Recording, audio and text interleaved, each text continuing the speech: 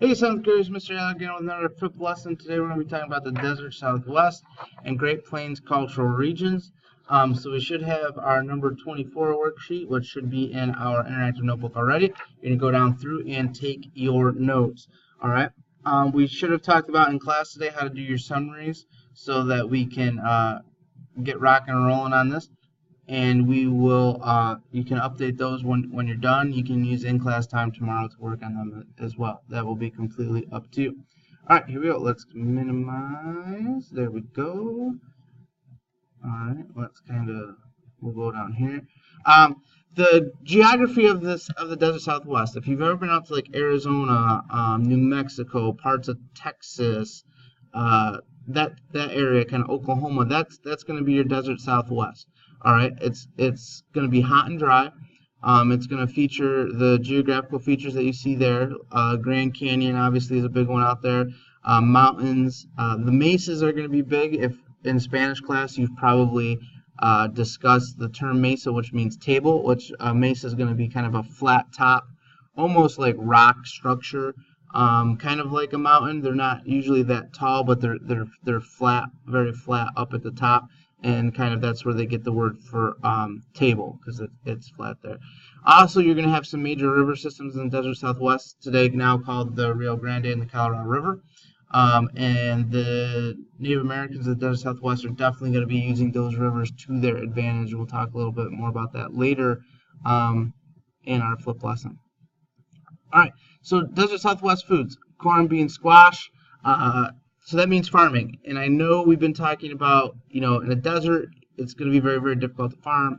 Any dry, hot climate. Remember, we talked about the Great Basin, not a very suitable habitat for farming. So how are they going to do it here? That's where those rivers are going to come into play, and we're going to talk a little bit more about that when they come into tools. But corn, beans, and squash is going to be the base of the Native American diet in the Southwest. That was something that they could rely pretty much always on having. As far as hunting, there was a little bit of hunting, rabbits, other small animals, things like that. The occasional deer, not too many large animals, however, in the desert Southwest that they could rely on for meat or for furs and clothing. Homes, this is going to be the big one. And if you can remember adobe brick, you will remember desert Southwest homes. So in the desert, you don't have a lot of wood, you don't have a lot of vegetation that you could use to build a home. So the Native Americans are going to use what they have. So every year, the rivers flood. And what they would do is they would take where the rivers would flood, and then it would come back as they would take, and they would make basically mud bricks. They'd make bricks out of mud, and then they would dry them and use them to build their adobe brick houses. And you can kind of see the brick facade in each of those two buildings at the front. And they look like great big apartment buildings. You can see kind of from the front, there are usually one, maybe two rooms, 2 stories, kind of a living space in one room, and then maybe a sleeping space above.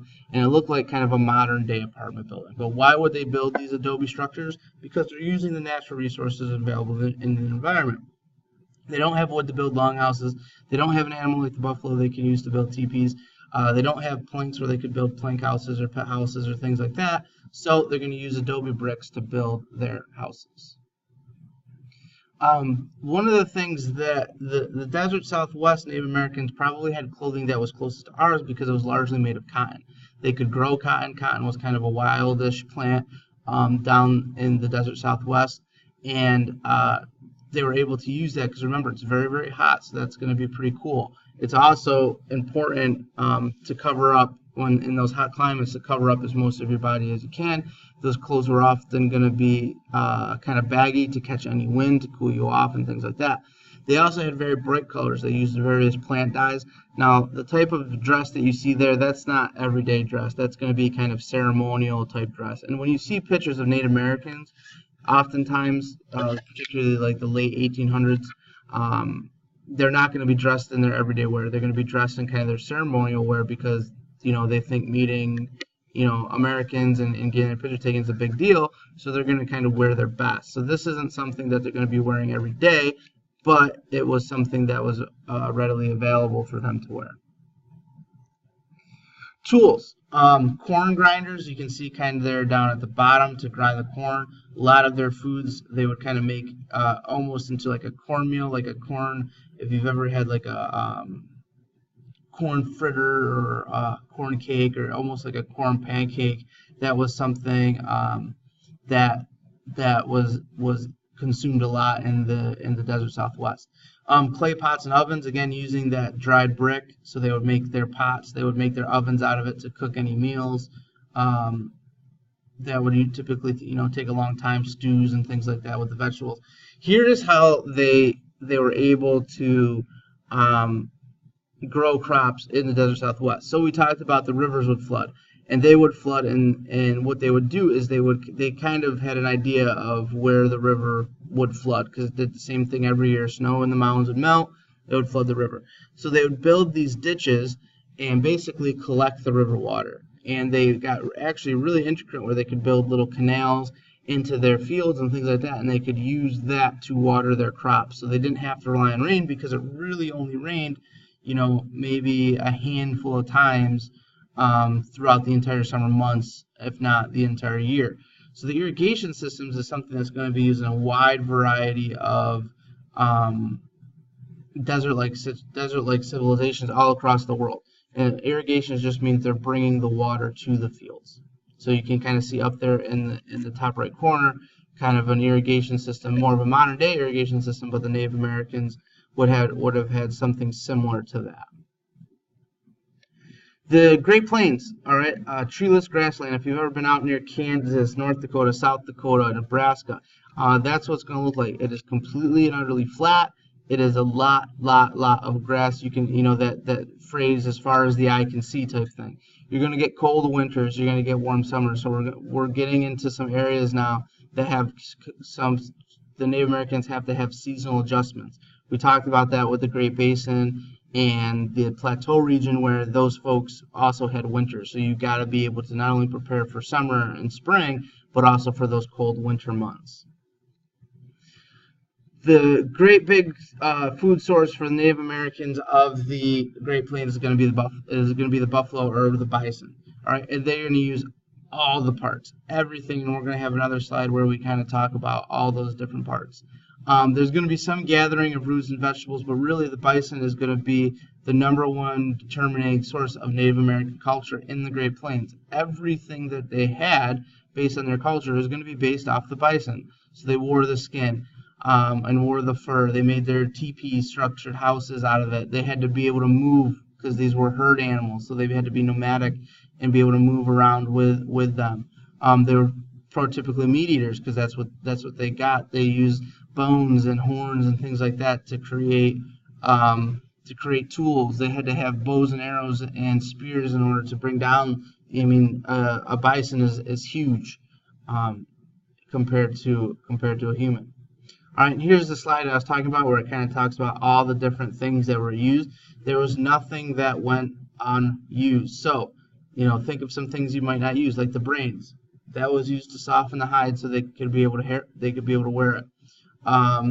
The excrement that the buffalo leaves behind was used to start fires. The hooves were used to create glue and for rattles. Bones were used for knives. The stomach was used for like a bucket. Same thing with the bladder. Tanned hide was used for everything.